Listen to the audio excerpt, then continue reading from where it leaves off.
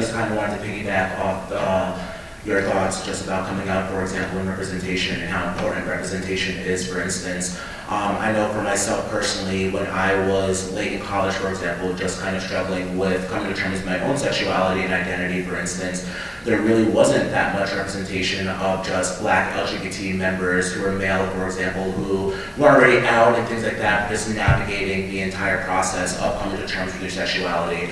And I'm maybe outdating myself, I'm not necessarily sure if anybody's familiar with the show called Greek. It was on like ABC Family, like back in the day. Yeah, and what a range of dates. I don't know. You're dating yourself?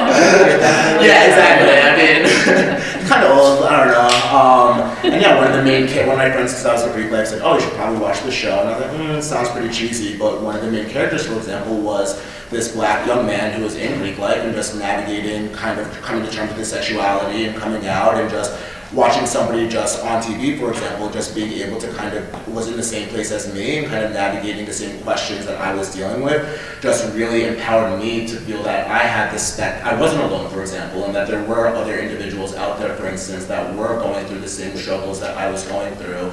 And just knowing that, just seeing that one individual affected my life so much, made me become such a big advocate of just community, for example, and mentorship, or identifying other people who kind of do have those similarities or who have been kind of going through similar things that you are going through or have gone through those things in order to kind of be not only soundboards, but be there in order to empower you.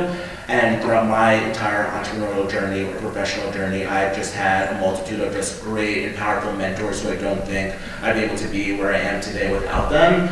And I've identified and found these mentors from participating in different activities and events through these different groups like Startup, for example, or Out in Tech, for example, just building relationships with people who now not only identify with me on sexuality or race or gender or things like that, but also just commonalities of just social entrepreneurship, for instance, and running a social enterprise. And when you do find those key individuals who really do kind of align well with a lot of your values and things like that, who also have gone through the same struggles that you have gone through, they're the best soundboards ever, and they really can be transformative to you kind of building a venture, building a business, or just creating the life that you want to live.